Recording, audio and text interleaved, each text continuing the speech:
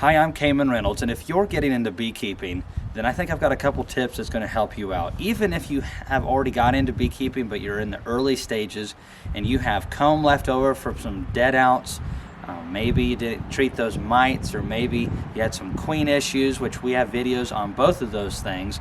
And I just wanted to talk about some tips I think is going to really help you out this year. Last year we started this YouTube channel with just a couple of videos, and we really felt like we were just going to do a couple hobby videos, and it really morphed into more than that. And this year, hopefully, we're going to have time to really take it to another level. We really feel like we've only covered a very small percentage of what we'd like to do. But one of the things I really want to address, and the biggest struggle I think for new beekeepers, is understanding how to source bees and also how to keep them alive. And it's not super complicated, but if you don't know, then you just don't know.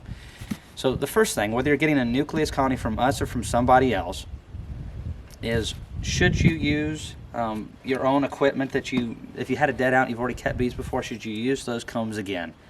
And 99.9% of the time, the answer is absolutely. Now, if they're really damaged with wax moths or small hive beetle damage, then the answer would be no. But then sometimes wax moth damage isn't that bad. Check out this frame right here. You can see it got beat up a little here. There's some wax moss tunnels down in here. It might take a second for the camera to focus.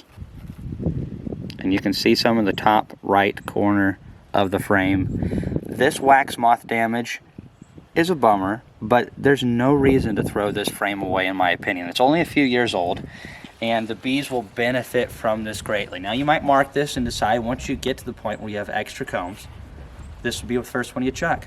You melt it down. And we're going to be showing you how to do that in the future. Now, check out these two combs right here.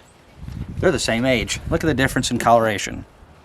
This one was used for brood. This one was used exclusively for honey production. They're both 1 year old. So that just goes to show you that when the bees are putting brood into the cells, it darkens the comb considerably faster. That's not necessarily a bad thing, in my opinion. There's some people like, if it gets dark, then you need to throw it away. Well, what is dark to you? Some people it's black, and some people it's light brown, and some people it's just dark brown. And I have combs that are well over a decade old, and I'm cycling those out. However, I have yet to see any reason that I should cycle them out. And that's, you want to cycle them out obviously before you have issues. But I think many times because we don't have really a legitimate answer for those things, people are just like, check them. But if you're a new beekeeper, these things are gold. So if you purchased a nuke from us, what you can expect is 5 frames covered in bees. And that's what you should expect from anybody who sells you a nuke. There are a lot of people out there who don't do that. And I've been on the receiving end of that in years past. This is the type of box that we use right here. It's an easy nuke from Just Your Bee Company. You got your little entrance right here. Just pop that in. It's got ventilation all around the box, and then you just pop that back out. They're not perfect, but they work very good. And of course, this one's been used. All of ours come with a new one. But if you have these combs left over from a colony that died, unless it's American foul brood or they're just so eat up with small hive beetle and wax moth tunnels, then I reuse them. Now, maybe in some other places of the world you have other issues, but if I have European foul brood, which I have not had for years, but I had a bad case of it many years ago, and what we did, we just requeened everything with better stock. I purchased a bunch of commercial queens, about 100 of them, and I have never had a European foul brood that bad before. And we requeened everything, and ever since then, I learned my lesson, spent a lot of money, and started raising my young queens from then on out. And if we see any signs of European foul brood or chalk brood or anything like that, we requeen. And we don't allow that to spread that weak genetic, in my opinion. Now, American foul brood is a totally different can of worms. If in the state of Tennessee, if you see have American foul brood, you got to report it, and then you're going to have to burn it. That's just the law here. However, I know how to spot it. I've taken inspector courses. I've got all certification and that kind of stuff, if whatever that's worth. And I know how to detect American foul brood. And thank goodness I've never had it. Hopefully never will. But if I did, I would save a sample, put it in a jar, ship it off to our state inspector, And then by the time he probably got here, that thing would be ashes. Because to me, it's not worth contaminating the rest of the bee yard. And of course, he'd go through and inspect and make sure everything was on the up and up. But these combs are gold. You take that 5-frame nuke of ours or somebody else's, say you stick it in a 10-frame box, you already have combs. That colony is going to grow so much quicker off of less nectar. And I still recommend you feed them a little bit early on to get them going, but it's going to take less resources for them to be able to go from the 5-frame nuke to the 10-frame.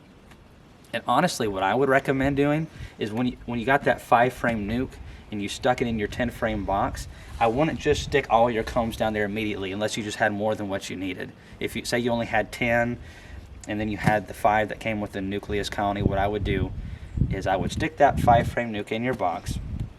I would get foundations and I would stick those to the outer edges, and I would stick one comb.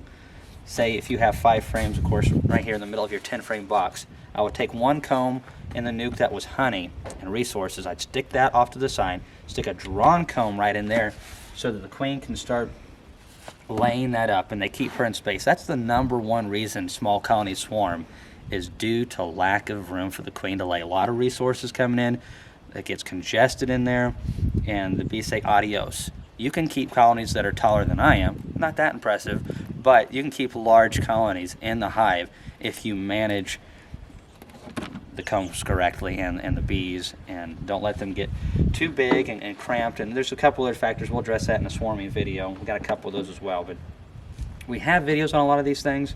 So I'm going to leave that in the comments below. Also, if you want to order a nuke from us, I'm going to leave that in the comments below, in the description below, where you can go and look. There's more information about our nucleus colonies. All of our queens are young and all that kind of stuff. But yeah, I would stick that comb in there. That gives the queen room to lay. Let them draw those foundations off the edge.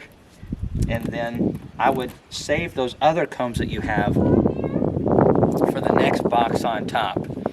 And that way, once they get those drawn out really good, they can just fill those up with nectar and stuff and keep that bottom box. And you can run a single hive management system. So once they draw out those bottom combs and start working on them just a little bit, throw an excluder on there, throw your combs on top, and so now as the resources are coming in, they can just fill that up, constantly move that away from the queen and keep her in that space. You get a few more drawn combs that way, and then once they start working that top box a little bit, you can raise that. They don't have to fill it up all the way. Just start, putting. You can see where they can put some nectar or sugar syrup or wherever you're feeding, and then you can stick your box of foundation underneath that box. And I like under supering when you're using foundation. I don't want to stick foundation on top of combs. I want to stick it underneath, right above that brood, on top of that excluder. And it's really nice if you're using all mediums or all deeps. If you have the same frame sizes, which you can do, like we have in the videos on adding more space, which will be in the links below. You can entice them to draw it quicker and go to that foundation and work it by bringing up some larvae up into that second box. So we have all that stuff covered. If you're wanting information about our nucleus colonies, prices, dates, all that stuff, type of bee that we have, you can read that below. But I just wanted to kind of do a little bit of a video about this kind of stuff. But just because somebody tells you on Facebook that, oh man, that's a dark looking comb right there, you've got to throw that away, that's going to kill your bees. What do you think bees do in trees when they swarm out or they die? It's a perfect swarm trap, and that's what bees have been using for ever.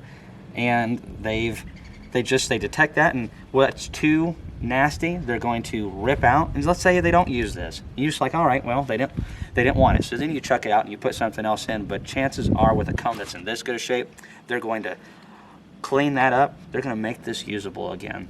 And for young colonies and new beekeepers, your comb is gold. It is nearly worth as much as the bees. And bees are awesome, but comb helps them out so much. So if you have any comments or questions on this video, leave them below. And also, just thanks everybody for making 2019 such a special year.